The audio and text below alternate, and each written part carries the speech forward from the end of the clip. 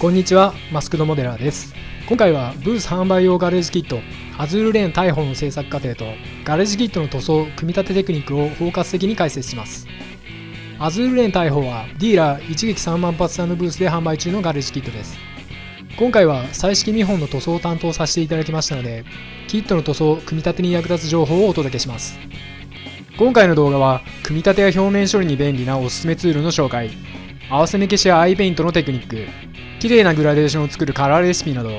彩色見本の制作過程を徹底公開し、ガレージキットの作り方を体系的に学べる内容になっています。これからガレージキットを始める方には難しい部分もあると思いますが、ビギナー向けにとりあえずここを押さえておけば OK という部分を中心に分かりやすく解説していますので、ぜひ最後までご覧ください。それでは今回の制作過程を順を追って解説します。今回の動画は仮組み立ての手順、ここを押さえよう表面処理、塗装のコツとカラーレシピ、デカールの貼り方、挑戦しようアイペイントの順で解説します。すべて見ている時間がない方は概要欄に目次リンクがありますので、見たい部分を選んでご視聴ください。最初に仮組みと組み立ての手順を解説します。仮組みとはガレージキット全体の把握やパーツの合わせ、歪みをチェックする大切な工程です。ガレージキットのパーツはガンプラなどと違いぴったり合わないのが普通ですので、どんなに簡単そうなキットでも仮組みは必須です。またバラバラのパーツをとりあえず形にすることで、おお出来上がるとこんな感じになるのかと作業の意欲を高める効果もあります。この章は以下の4つの項目に分かれています。パーツチェック、軸打ち、ネオジム磁石の埋め込み、パーツの歪み直し、どれも理解しやすい内容となっていますので、各項目を詳しく解説していきます。まずはパーツチェックです。よし、瓦礫作るぜと思い立ったら、早い気持ちを抑えてパーツが揃っているかを確認しましょう。ガレージキットにはパーツリストというパーツの個数と形を記録したリストが付属します。作業としてはパーツを並べてリストと見比べるだけですが、これをやっていないといざパーツをなくした時に、自分がなくしたのかそもそも初めからなかったのかが曖昧になり、ディーラーさんに迷惑をかけてしまいます。作る側の幸せのためにもディーラーさんの平穏のためにもパーツチェックは必ずやっておきましょう。パーツが揃っていることを確認したら早速作業に取り掛かりましょう。まずは軸打ちです。軸打ちはパーツをつなぐ部分を金属の棒で補強する作業です。接着剤だけで強引に形にすることもできますが、強度に不安があったり逆に組み立てが難しくなるなどデメリットも多いので、軸打ちはしっかりとマスターしておきましょう。私が軸打ちに使っている材料は以下の4つです。左から真鍮線、瞬間カラーパテまたはシアノン、瞬間接着剤、瞬間接着剤用硬化促進剤です。真鍮線は軸打ちの要となる材料です。太さの種類が豊富ですが、0.5mm、1mm、1.5mm を揃えておけばほとんどのパーツに対応できます。軸や磁石を固定するための瞬間接着剤も用意しておきましょう。瞬間カラーパテは粘り気が強く硬化が遅い瞬間接着剤という一見意味不明な材料ですが、隣の瞬間接着剤用硬化促進剤を使用することで瞬時に固まり、穴や傷を埋めるのに便利なナイスガイです。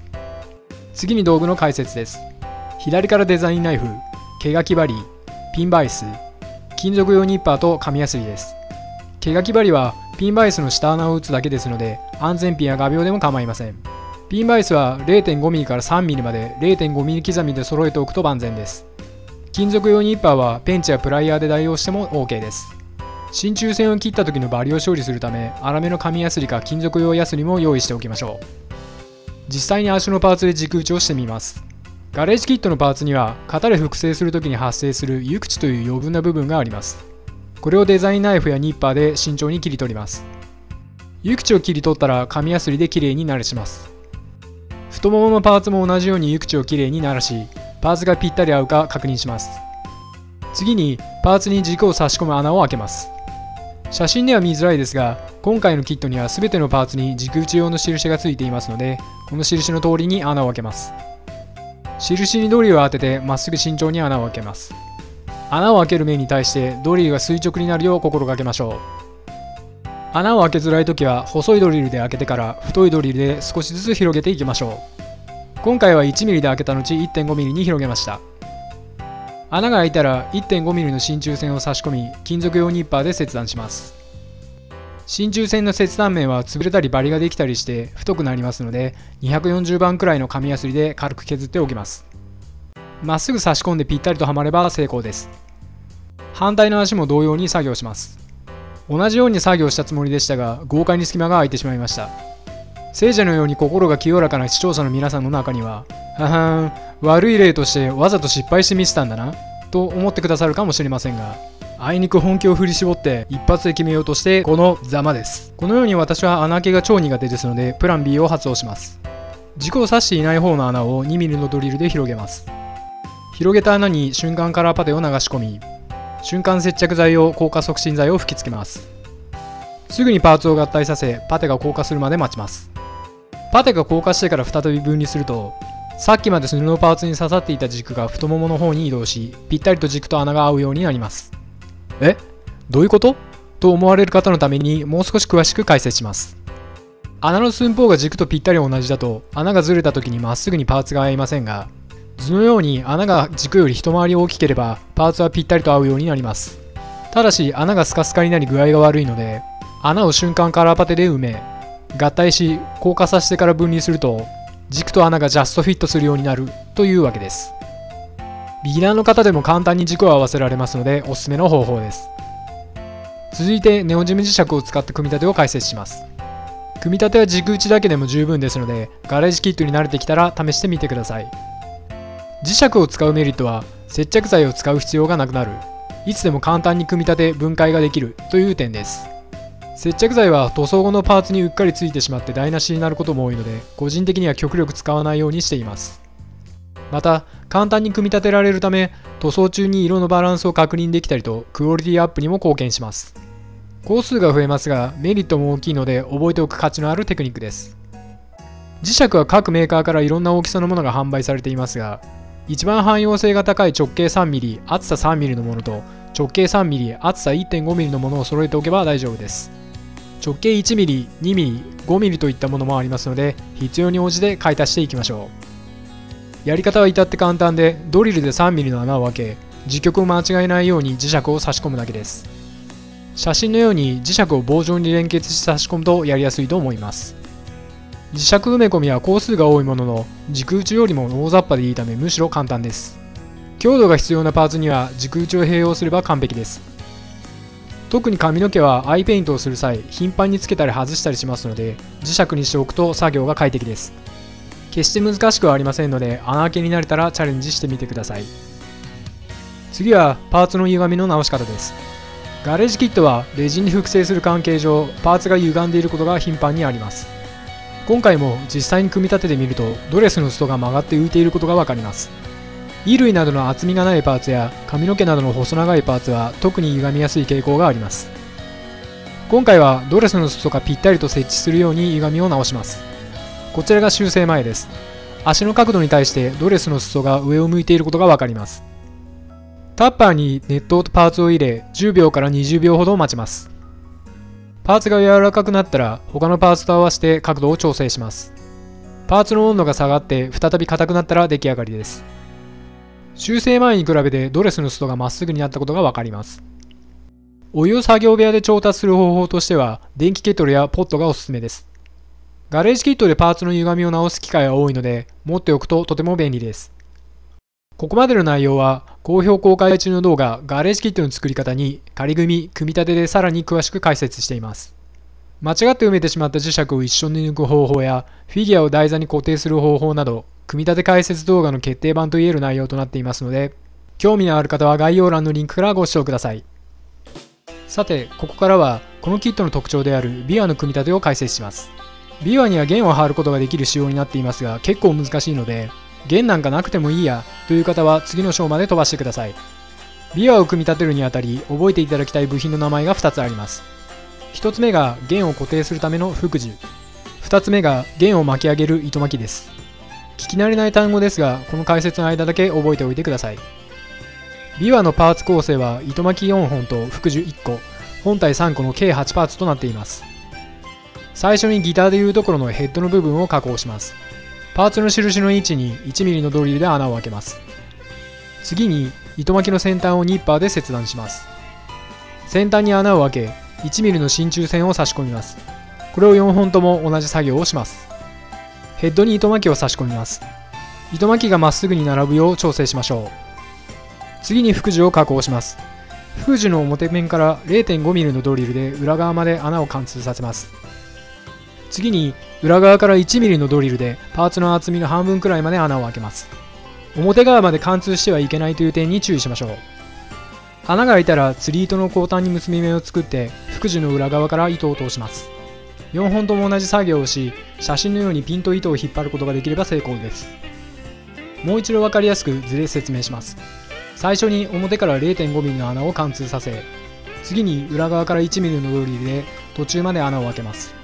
最後に釣り糸の後端に結び目を作って福寿の裏側から通すと糸がピンと張れるという具合です。糸を福寿に通したら本体に福寿を取り付けます。糸を引っ張って糸巻きに数回巻きつけます。UV ジェルクリアを糸巻きに塗り UV ライトで硬化させて固定すれば完成です。固定は瞬間接着剤でも構いませんが、紫外線を当てない限り固まらない UV ジェルクリアの方がより安全に接着できますので好みで使い分けてください。弦を張るのが少し難しいですが、一つ一つの作業は時間をかければ必ずできますので、まずは一旦形にしてキットの造形と存在感を楽しんでみてください。次に表面処理で押さえておきたいポイントとおすすめツールを紹介します。表面処理とはパーツの余分な部分を除去したり、表面をすべすべに磨くことで塗装に適した状態にする工程です。写真のようにガレージキットにはパーティングラインと呼ばれるシリコン型の合わせ目があります。こうした不要な部分をヤスリできれいに鳴らしていきます。主に使うのはスポンジヤスリと紙ヤスリです。種類が多いのでどれを使うか迷いますが、私の場合は240番、320番、600番、1000番を好んで使っています。番手は数字が小さいほど荒く、数字が大きくなるほど細かいと覚えておきましょう。実際のパーツで表面処理をしてみましょう。パーティングラインを240番の紙ヤスリで削ります。パーティングラインが切れたら320番、600番、1000番のスポンジヤスリで傷を消します。全体をヤスリがけしたら肌パーツの場合はエアブラシでクリアを塗装して表面の状態を確認します。クリアで表面を光沢にすると傷の切れ具合がよくわかりますので、まだ傷が多いなと感じたら600番から1000番のヤスリで磨き直します。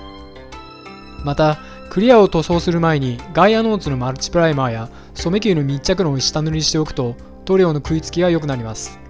マルチプライマーと密着論は中身が全く同じものですので、容量と価格でどちらを使うか決めましょう。肌以外のパーツにはサーフェーサーを塗装して下地にしました。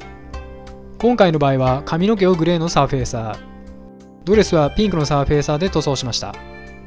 ヤスリで磨いた後にサーフェーサーやクリアを塗装するのはパーツの傷を埋めて表面を滑らかにするためです。図のようにヤスリ掛けしたパーツには無数のヤスリ傷が発生します。サーフェーサーを塗装するとこの傷を埋めてくれる効果があります。しかし1回塗装しただけでは大抵の場合傷の部分が沈んでしまい表面がざらついて見えてしまいます。そこで一度表面のサーフェーサーを磨き落とし、もう一度サーフェーサーを塗装することで表面がより平滑になります。また塗装する際にレジンに直接塗料を吹きつけるよりサーフェーサーを下地にした方が塗料が剥がれにくくなります。塗料の食いつきが悪いとマスキングテープを剥がした時に塗装も一緒に剥がれてしまうため、ガレージキットはヤスリ掛けした後、サーフェーサーやマルチプライマーを下地塗装するとだけ覚えておきましょう。ここまでの知識があればガレージキットは十分に作れますが、髪の毛など複雑な形のパーツを磨くのに便利なツールを紹介します。左からダイヤモンドヤスリナイフ型、ダイヤモンドヤスリ三角先曲がり型、ダイヤモンドヤスリリング型、ライナーソー、筋彫りヤスリです。ダイヤモンドヤスリナイフ型は髪の毛のラインや太めの筋彫りをきれいにするのに重宝します。ガレージキット作りには最も汎用性が高く使いやすいので個人的に一押しのヤスリです。三角先曲がり型もナイフ型と同じく髪の毛のラインを整えるのに使用します。溝の幅や太さに応じてナイフ型と使い分けましょう。リング型は一見これ何に使うのという形をしていますが、U 字型の溝や大きなくぼみを削るのに最適で意外なほど使えます。数あるダイヤモンドヤスリシリーズの中ではナイフ型に続いて2番目に使用頻度が高いヤスリです。ライナーソーはデザインナイフのホルダーに取り付けて使う極薄のノコギリです。極めて細い筋彫りができ、ヘアラインや段差の整理に力を発揮します。筋彫りヤスリはナイフ型ヤスリよりも細く、刃渡りが長いため、まっすぐに溝を削ることができるのが魅力です。とても高価なため優先度は高くありませんが、パーツの形によっては大活躍しますので、あると何かと便利です。これらの特殊ヤスリはなくても構いませんが、あればクオリティを格段にアップさせることができます。気になった方は差し当たりナイフ型ヤスリを試してみて買い足していくと良いでしょう。次に合わせ目消しを解説します。ガレージキットは結構合わせ目を消す機会が多いので、ぜひ参考にしてください。パーツを接着したら合わせ目に瞬間カラーパテを盛り付けます。瞬間カラーパテを盛り付けたら瞬間接着剤用硬化促進剤をスプレーして硬化させます。パテが硬化したら紙ヤスリで削って形を整えます。サーフェーサーを吹いて合わせ目が見えなくなっていたら出来上がりです。合わせ目が消しきれていなかったりヤスリ傷が目立つ場合はもう一度磨いて再度サーフェーサーで仕上げます。次は紙の合わせ目を消します。髪の毛はこのように分割されていますので計4箇所の合わせ目が発生します。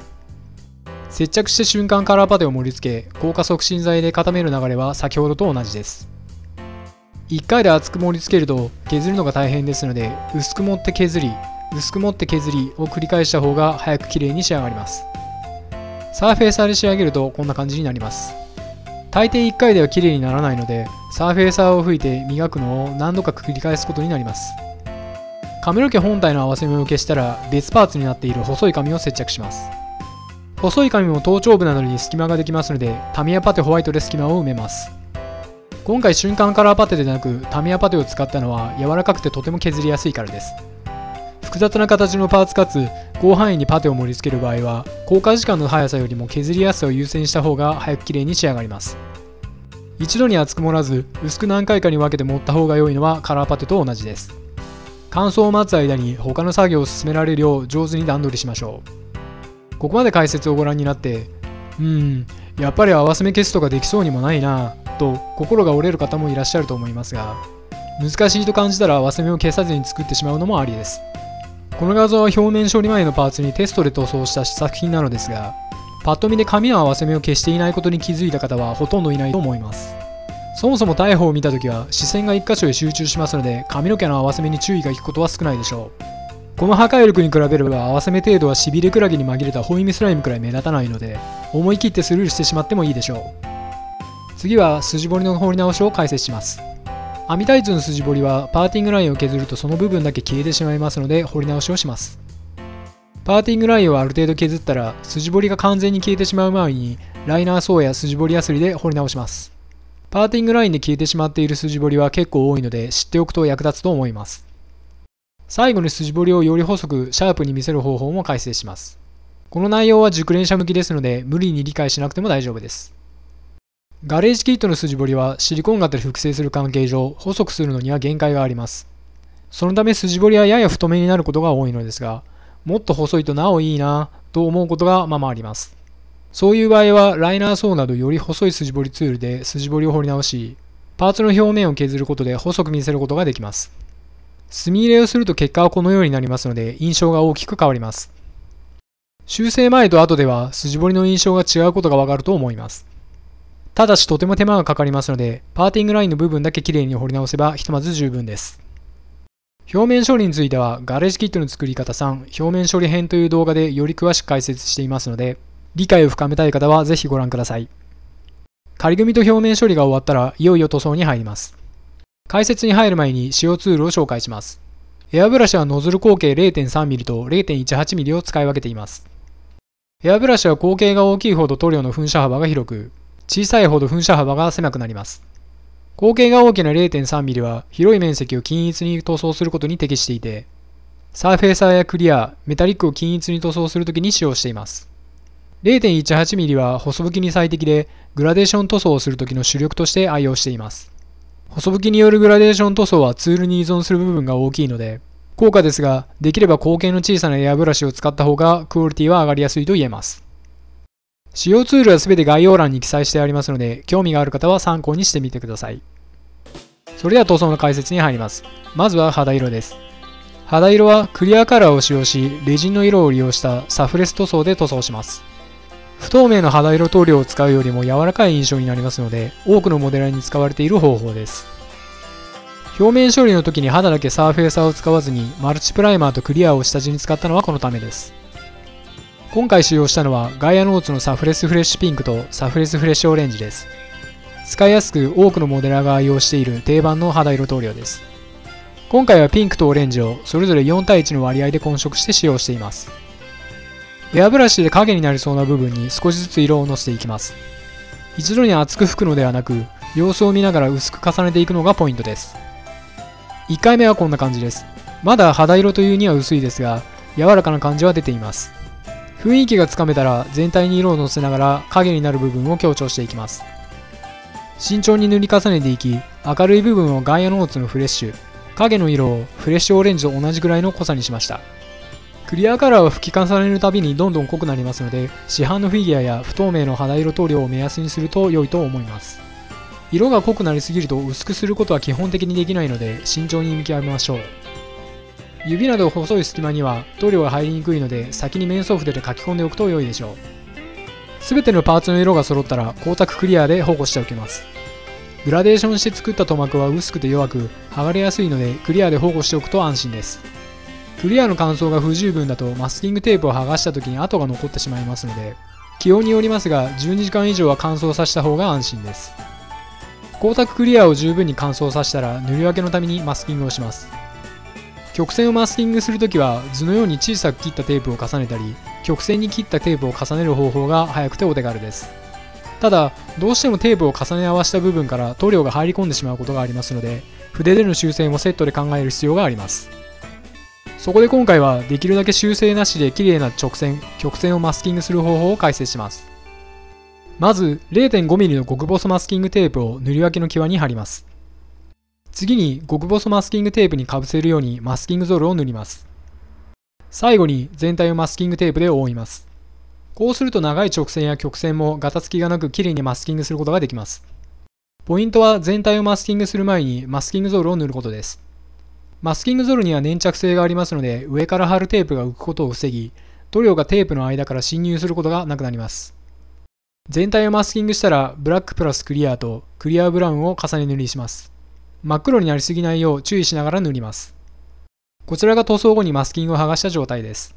極細マスキングで塗り分けた部分はガタつきがなく綺麗な曲線になっています。小さいテープで細かくマスキングした部分はガタつきがありますので面相筆で修正します。最後に艶消しクリアで艶を消し、金具をスターブライトシルバーで塗り分けて完成です。マスキングと筆による修正はだいたいこんな感じでやっています。次はドレスの赤です。表面処理をしてピンクのサーフェーサーで表面を整えた状態です。まず下地としてピュアオレンジを全体に塗装します。グラデーションはせずにベタ塗りで OK です。次に影になる部分にレッドプラスクリアで陰影をつけます。明るく残したい部分を避けるようにして塗装するのがコツです。最後に GX クリアパープルプラスクリアで陰影を強調します。GX クリアパープルはレッドの影として相性が良く気に入って使っています。そのまま吹き付けるとやや色が濃いのでクリアを混ぜるとグラデーションがしやすくなります。艶消しをした後ゴールドを塗り分けるためにマスキングします。先ほどのガーターベルトと同じ要領ですがざっとおさらいしておきます。塗り分ける際に極細マスキングを貼ります。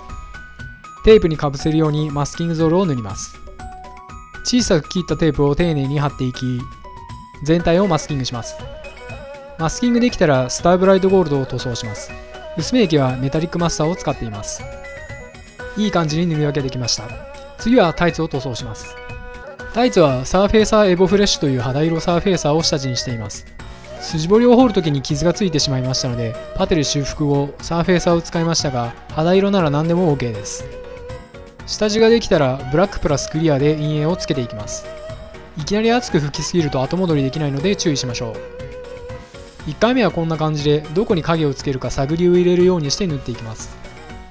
ある程度色が乗ってきたらクリアブラウンを薄く重ねて色味をつけていきます。クリアブラウンはグラデーションではなく均等に薄く色をつけていく感じで塗装します。好みの色になったら出来上がりです。筋彫りに色が入っていかないため見極めが難しいですが画像を参考にして加減してください。墨入れをするための準備として光沢クリアでコーティングします。エナメル塗料を拭き取りやすくなり塗膜も強くなります。墨入れにはタミヤエナメルのブラウンを使います。薄め液を多めに入れてシャビシャビになるよう薄めます。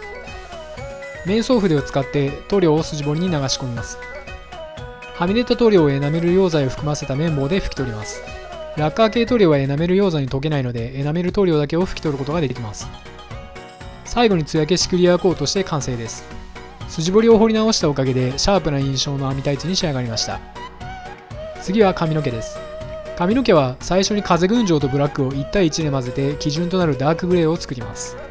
このダークグレーを取り分けてホワイトを足し、明るくした色を下地色にします。色ができたら下地のライトグレーをベタ塗りします。次に先ほど作ったダークグレーにクリアを足してハイライトにライトグレーが残るように塗装します。クリアを混ぜるのは顔料という色の成分の比率を減らしてグラデーションをしやすくするためです。最後にブラックプラスクリアで影を強調します。この時もできるだけライトグレーが残るように慎重に細拭きします。艶消しクリアで仕上げて完成です。後ろ髪も同様に塗装します。次はビワの塗装です。ビワには木目塗装を施します。まず下地としてホワイトプラスレッドブラウンで表面全体を塗装します。次にレッドブラウンプラスホワイトで木目を描き込みます。ビワの木目はものによりますが、まっすぐなものが多いのでフリーハンドでまっすぐに線を引きます。木目らしく描こうとしなくても自然に線のブレが出て木目っぽくなりますので、まっすぐに描いていけば大丈夫です。木目をなじませるために下地に使った色を全体に吹き付けます。先ほどよりも木目が馴染んでいい感じになりました。次は裏側を塗装します。表面をマスキングした後、レッドブラウンプラスホワイトで全体を塗装します。表面と同じようにレッドブラウンで木目を描き込みます。この木目もシンプルにまっすぐにしました。まっすぐな木をビワに加工するとどんな木目ができるのか気になりましたので 3D モデリングしてシミュレーションしてみました。これが裏側から見たところ、だいたい想像通りだと思います。そしてこれが横から見たところです。側面は年輪のように木目ができることがわかります。厳密にはこうはならないかもしれませんが、確かにこの通りに描いてみると説得力のある木目になりますので、木目を描く際の参考にしてみてください。木目を描き終えたらクリアブラウンを全体に塗装します。続いてブラックプラスクリアで深みが出るようにグラデーション塗装します。最後に光沢クリアで艶出しして完成です。ビワはそれほど光沢度が高くない楽器ですので、ほどほどの光沢感で良いと思います。細かな部分のレシピをまとめて紹介します。ビワのヘッドはブラック。ヘッドの装飾部分はホワイトを下地にしてパールシルバー。胸の下側はパールゴールドとパールシルバーを1対1で混ぜています。駆け足で塗装レシピをご紹介しましたが、ビギナーの方にとっては道具が揃っていなかったり、技術的に難しいと感じるところも多かったと思います。そういった場合は、グラデーション塗装は一旦置いておいて、単色ベタ塗りで塗装することをお勧めします。例えば、肌色はノーツフレッシュ、ドレスはブライトレッド、髪の毛はジャーマングレーといった具合で単色に置き換えてみましょう。単色塗りでも丁寧に仕上げれば思った以上に魅力的な作品になりますので、まずは一体完成させることを目標にしてみてください。また、好評配信中のガレージキットの作り方4では、グラデーション塗装を徹底解説していますので、理解を深めたい方は合わせてご覧ください。次にデカール貼りを解説します。今回のキットには瞳デカールとドレスの模様デカールが付属しています。どちらもハイキュープリント製で品質が良く貼りやすいデカールです。大きなデカールを貼るときには少々コツと慣れが必要ですので詳しく解説します。先に瞳デカールを貼ってみます。彩色見本はデカールを使用せずアイペイントしていますが、デカールでも十分可愛く仕上がります。まず使用するデカールを切り取り、適当な色物に水とデカールを入れます。1分ほど待ち、台紙からデカールが浮いてきたらピンセットでデカールを貼る位置に置きます。今回はテストですのでプラスチックスプーンに貼ります。デカールが乾燥して動かしづらくなったらスポイトで水を差し動きやすくします。デカールが乾きかけた状態で動かそうとすると破れてしまいますので注意しましょう。位置が決まったらマークセッターを塗ってデカールを定着させます。余分な水分を綿棒で吸い取って完成です。実際のパーツに貼り付けるとこういう感じになります。アイペイントで仕上げた彩色見本とは少し印象が違いますが、手軽にフィギュア作りを楽しめます。次はドレスのクジャクデカールを貼ります。ガレージキットでこれだけ大きなデカールを貼る機会はなかなかないのですが、カーモデルやバイクモデルでも役立つと思いますので詳しく解説します。先ほどと同様、使用するデカールを切り取って水に浸します。水が多いとデカールが台紙から離れて水の上を漂ってしまいますので、水は少なめにしましょう。1分ほど待ち、デカールがスムーズに滑るようになったら準備完了です。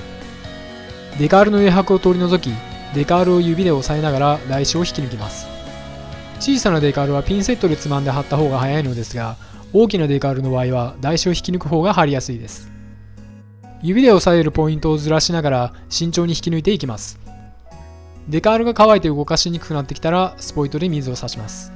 貼るのに結構時間がかかると思いますので頻繁に水を補充することになります。大体の位置が決まったら真ん中あたりでデカールを切断します。全体がつながったままだと複雑なパーツ形状に密着させづらいため2つに分けると格段に貼りやすくなります。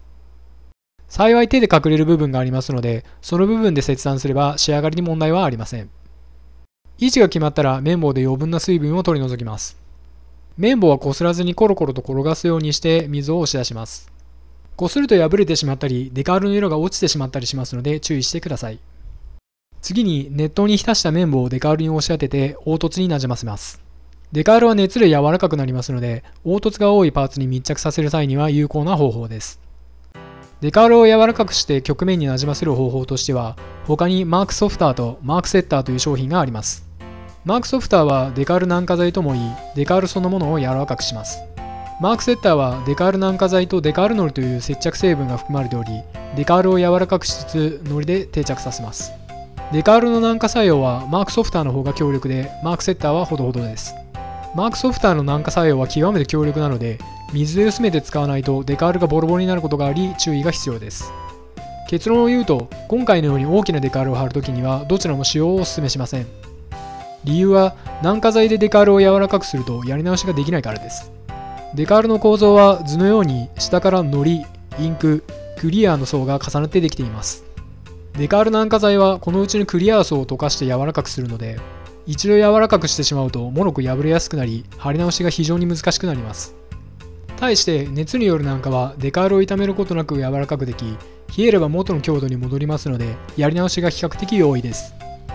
瞳デカールやガンプラの高渉デカールのように小さなデカールは剥がれ落ちやすいのでマークセッターを使った方が良いのですが大きなデカールを貼る際にはネットを使いマークソフターやマークセッターは最後の仕上げに使うと良いと思います。作業を続けます。奥まった部分も丁寧にネットと綿棒で密着させます。くぼんだ部分はかなりシワシワになりますが根気よく続けると写真のように綺麗に密着します。丁寧に作業してもこれだけ凹凸が激しいパーツだとどうしても伸ばしきれないシワが出てきます。物理的に無理がある場合もありますのでよほど目立たなければ完璧に仕上げるのは諦めましょう。そもそも大砲を見たときは視線がデカールを密着させたらナイフで余分なデカールを切り取ります。必ず新品のよく切れる刃を使いましょう。出来上がるとこんな感じです。シワも気泡もなく満足できる仕上がりになりました。大きなデカールを貼るのはなかなか難しいですが予備が1枚ありますのでぜひ挑戦してみてください。最後にアイペイントの解説です。今回のキットには瞳デカールが付属していますが彩色見本ではご要望によりアイペイントをしています。正直なところ私はアイペイントが苦手ですしちょっと変わった描き方をしているのかもしれないですが参考になる部分があれば幸いです。アイペイントにはエナメル塗料と極細面層筆を使っています。墨入れの時にお話ししたようにエナメル溶剤はラッカー系塗料を溶かさないのではみ出した部分を修正することができます。誰が考えて広めてくれたかは分かりませんが火、文字、通貨と並ぶ人類の4大発明だと思います。実際の工程を見ていきましょう。まずエナメル塗料で線を描きます。できるだけ綺麗に描きたいところですがどうしてもはみ出してしまいがちですので修正します。エナメル溶剤をつけた筆で丁寧に余分な塗料を拭き取ります。うまく描けたらラッカー系クリアで保護します。ラッカー系クリアで保護することでエナメル溶剤で溶けなくなり重ね塗りができるようになります。アイペイントの際クリアを保護するときにおすすめの薄め液がクレオスのラピッド薄め液です。ラピッド薄め液は速乾性シーナーとも呼ばれ乾燥が非常に早い薄め液です。エアブラシ用の薄め液というとレベリング薄め液やブラシマスターが広く使われていますがこれらの薄め液は溶解力が強いためクリアを吹いた時にエナメル塗料が溶けてにじむことがままあります。その点ラピッド薄め液を使うと乾燥が早いおかげでエナメル塗料がにじまずシャープな線を保つことができます。乾燥が早い分作業線は上がりますのでなんか線がにじむなぁとお悩みの方はぜひ使ってみてください。もう一つ私が筆でグラデーションを作る時の手順を解説します。瞳のグラデーションを作るときはエアブラシを使ったり筆でブレンディングという技法を使ったりする方もいらっしゃるのですが私はどちらも苦手なのでゲームのドット絵を描くような手順で描いています。まず最初にグラデーションの中間くらいになる色で瞳の形を描きクリアで保護します。次に内側に明るい色を置き外側に濃い色を置いてクリアで保護します。これくらいでもフィギュアの大きさであればグラデーションに見えますが、もう少し階調を増やして自然にします。色と色の間に中間色を置き、階調を増やします。階調の数は瞳の大きさによって違いますが、だいたい5段階から9段階くらいで描いています。ここまでの解説を踏まえて実際のアイペイントの過程をお見せします。肌を塗装してクリアで保護したところです。ここからアイペイントをスタートします。写真が切り替わるたびにクリアで保護していると思ってください。まずホワイトで白目を描きます。次にブラウンでまつげを描きます。まつげは枝分かれする部分がありますが、枝は後から描きますので、この時点でクリア保護します。まつげの枝分かれした部分と下まつげを描きます。枝分かれした部分も一度に描こうとすると薄め液で修正がしづらいため、このように 2,3 回に分けた方が描きやすいと思います。まぶた線と眉毛を描き、瞳をレッドでベタ塗りします。解説は一瞬で進んでいきますが、まつげと眉毛で顔の印象が決まってしまうため、かなりの時間をかけて描いています。瞳の上側をレッドプラスブラック、下側をレッドプラスホワイトで塗ります。色と色の境目を埋めるように中間色を塗ります。この段階で瞳は5階調になっています。さらに階調を増やして9階調になりました。瞳のグラデーションとしては十分だと思います。ブラックで瞳孔を描き、白目の上側にスカイグレーを塗ります。白目も汚れてしまいましたので、再度ホワイトできれいにします。瞳孔のディティールを描き込みます。白目と影の間にスカイグレープラスホワイトを塗ってなじませます。白目の階調を増やして自然にし、瞳の輪郭をブラウンで描きます。最後にホワイトでハイライトを入れ、レッドプラスホワイトで口を描き込んで完成です。私は諦めましたが、エアブラシの方が早くて綺麗に描けるという方もいらっしゃいますので、いろいろな方法を試してみてください。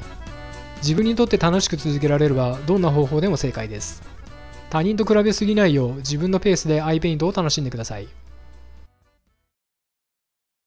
解説は以上となりますが、いかがでしたでしょうか。できるだけ分かりやすい解説を心がけたつもりですが、これからガレージキットを始めたいという方にとっては難しい内容だったと思います。視聴者の方から初めてガレージキットを完成させることができたと嬉しい報告をいただく一方で、失敗するのが怖くて作ることができないと相談をいただくことも数多くあります。ガレージキットは手に入れること自体が難しく、台無しにしてはフィギュアがかわいそう。誰よりも綺麗に作ってあげたいと思うのはフィギュアへの愛情の証です。ただ、作ってあげたいと思って手に入れたのであれば、ずっとしまい込まれているフィギュアたちは少し寂しい思いをしているかもしれません。そして何より知ってほしいのは、フィギュアたちは私たちが思っているよりずっと優しいということです。これは軸を打ち損なって歪んでしまったところ。これは筋彫りを失敗して足を傷だらけにしてしまったところ。これは誤って溶剤をこぼし、塗装が溶けてしまったところ。髪の毛を折ってしまったり、腕をえぐってしまったり、記録していない失敗を含めたらとても数えきれませんが、大砲は何も言わずやり直しのチャンスを与えてくれました。塗装が剥がれないようサーフェーサーを使いましょう。塗料がにじまないようラピッド薄め液を使いましょう。こうして失敗しそうなポイントを先回りしてあなたに伝えられるのは、他の誰よりも私が実際に失敗してきたからです。パーツをなくし、塗装が剥がれ、アイペイントがにじみ、デカールを破った経験は手痛い失敗ですが、その経験が今こうして誰かの役に立つのなら、それは大きな成功だったと思えるのです。ガレージキットのフィギュアたちは、どんなに失敗してもやり直しのチャンスを与えてくれ、私たちを許してくれる優しい存在です。フィギュアたちはどんなに体を傷つけられても、肌を溶かされても、いつの日かあなた自身の手で完成させてくれる日を待っています。完璧を諦め、完成を諦めないこと。フィギュアたちはいつでもあなたの挑戦を待っています。最後までご視聴ありがとうございました。アズールレーン大砲は一撃3万発弾のブースで販売中です。各作品と最新情報は Twitter にてご覧いただけますので、概要欄のリンクからフォローアクセスをお願いします。それではまた次の動画でお会いしましょう。今日があなたにとって素敵な模型日和でありますように。